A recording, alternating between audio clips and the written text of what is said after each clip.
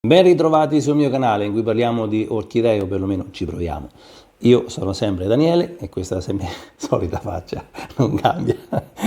Vi voglio far vedere come è diventato il cucciolo di Phalaenopsis, il keiki, che io presi 2 anni fa sul posto di lavoro, lo salvai. Vi faccio vedere perché è una fioritura spettacolare e ha fatto tutto lui, io gli ho dato solo l'acqua e la luce, però merita veramente perché salvarle riempie l'anima. È vero che qualcuno ogni tanto muore, però se le possiamo anche salvare, almeno ci dà la soddisfazione di vedere che qualcosa produciamo, qualcosa portiamo avanti, no? Qualcosa sopravvive e qualcosa inevitabilmente muore. Però vi voglio far vedere che spettacolare fioritura, che regalo, che soddisfazione avermelo portato a casa che era completamente quasi mezzo morto. Eccolo, quello che vedete è il keiki che ho salvato 2 anni fa.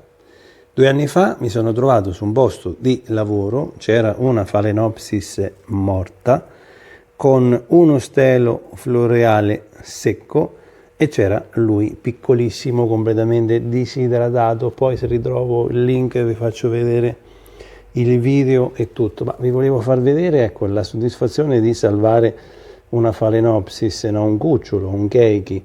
Il video era intitolato Io rinascerò, soddisfazione di vederlo così bello, così fiorito, ma tanti meravigliosi e spettacolari fiori. È cresciuto a 2 anni di vita, quindi vedete che la Phalaenopsis in breve tempo guadagna spazio e è andata via la luce perché queste sono sotto lampade artificiali. Mi sposto perché non c'è più luce. Praticamente tenerle sotto le lampade artificiali crea questo spettacolo che praticamente la luce si spegne e tu stai parlando, ma giustamente loro devono andare anche a nanna.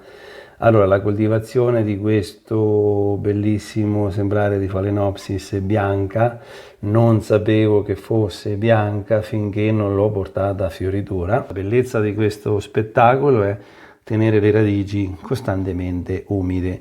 Allora, è vero il discorso che la Phalaenopsis vuole un intervallo di asciugatura tra una bagnatura e l'altra, però c'è un controsenso logico che se le manteniamo sempre umide è meglio. Quindi com'è che uno dice fate asciugare, nel dubbio aspettate un giorno in più? Perché la Phalaenopsis ha delle radici particolari in cui lei ha il velamen. Il velamen è un velo che riveste quel filo che sta dentro, cioè praticamente la radice senza velamen è tipo questo pezzettino qua che vedete, è solamente un filo, non è questa la radice, però per farvi vedere la radice dentro si presenta in questa maniera, è rivestita da questa struttura in velamen, cioè è rivestita da strati di velo. Questi strati di velo assorbono l'acqua e lei si nutre. Chiaramente vivendo in ambienti tropicali dove c'è sempre caldo, questa radice ha la caratteristica di rimanere sempre costantemente umida, difficile che si asciuga. Invece negli appartamenti nostri il problema è la gestione delle bagnature. Allora tante volte uno dice mi consigli il substrato, ma non esiste un substrato magico. Poi vi farò vedere un altro video in cui li potete coltivare in qualunque modo e maniera. La capacità, il segreto sta nel riconoscere quale substrato si presta meglio per il nostro clima. La fioritura è fantastica, ma ne ha fatte tante, quindi ho approfittato, rientrato a casa dal lavoro per farvi vedere questa meraviglia. È meravigliosa, ne ha fatti veramente tanti, è piccolina ancora perché lei è un cucciolo di 2 anni, salvato. Se riusciamo a garantire un substrato che ce le mantenga sempre più o meno umide, loro vivono. Il problema è che i nostri appartamenti asciugano, soprattutto in estate, troppo velocemente, quindi asciugando troppo velocemente questo velo si accartoccia e si secca. Guardate, vi faccio vedere che parliamo a libro aperto.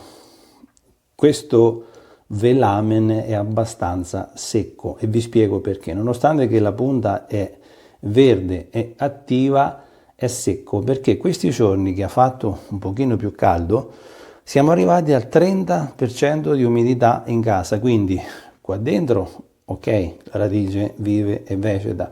Quelle che sono aeree sono sofferenti, guardate come si accartoccia.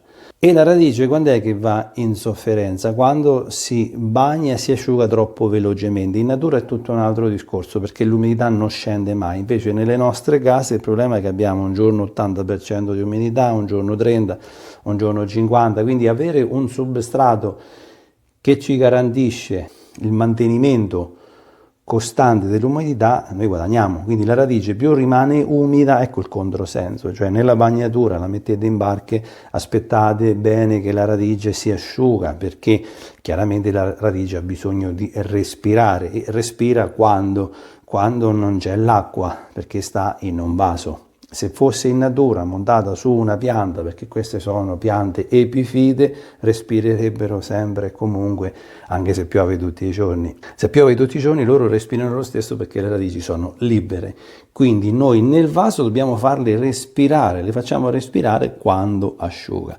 Però attenzione, perché questo è vero nel discorso del bark, è vero nel discorso degli inerti, ma nello sfagno, lo sfagno se asciuga diventa tutto materiale asfittico, cioè se asciuga questo si compatta, si stringe su se stesso e non passa manco l'aria, diventa un materiale asfittico.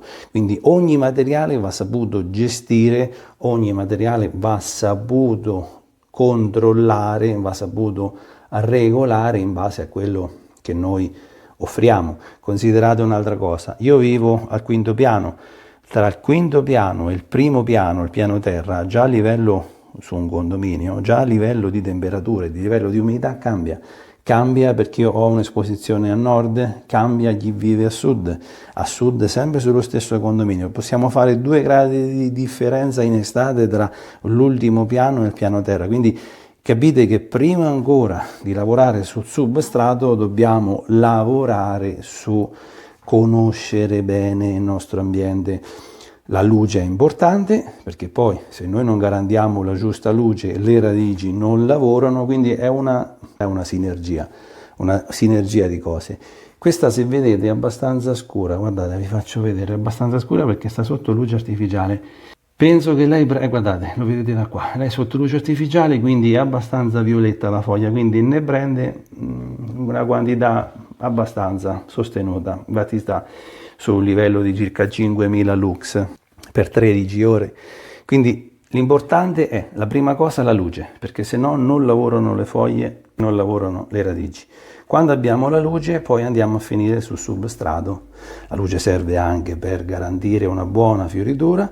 Quando poi arriviamo al substrato possiamo scegliere il substrato che più ci è consono, il substrato con il quale ci troviamo meglio. Se andiamo alla ricerca di substrati, evidentemente ancora non abbiamo dimestichezza con una tipologia di substrato. L'ho fatto anch'io, cioè praticamente uno dice voglio il substrato, che substrato usi? Voglio quello che usi tu, voglio quello che ho visto su quel canale, voglio quello che mi ha consigliato il gruppo Facebook. In realtà possiamo consigliare qualunque substrato, ma se non lo sappiamo gestire diventa difficile. Quindi saperlo gestire, come dicevo prima, dipende molto da che tipo di ambiente abbiamo, che tipo di coltivazione, che tipo di luce, che tipo di ambiente, che tipo di umidità. Prima di conoscere lei, conosciamo noi stessi dove viviamo. Non possiamo conoscere come vive lei se non conosciamo dove noi stessi viviamo. Ecco che è importante vedere che temperatura abbiamo, che umidità. L'umidità è il fattore importante perché in base a quello possiamo aspettare un giorno in più o un giorno in meno. La fioritura è spettacolare, non pensavo che avesse tutti quanti questi fiori, ve li faccio vedere perché è veramente notevole come quantità, come bianco, come giallo, qualcosa di fantastico. Ho paura a muoverla perché praticamente come la muovo è facile che, vedete, nel rovesciare i vasi, se lo sfagno è troppo leggero è facile che si possa rovesciare. È spettacolare veramente come pianta, sono veramente soddisfatto, contento di averla salvata. Considerate anche questo, nelle orchidee una la salviamo, una muore.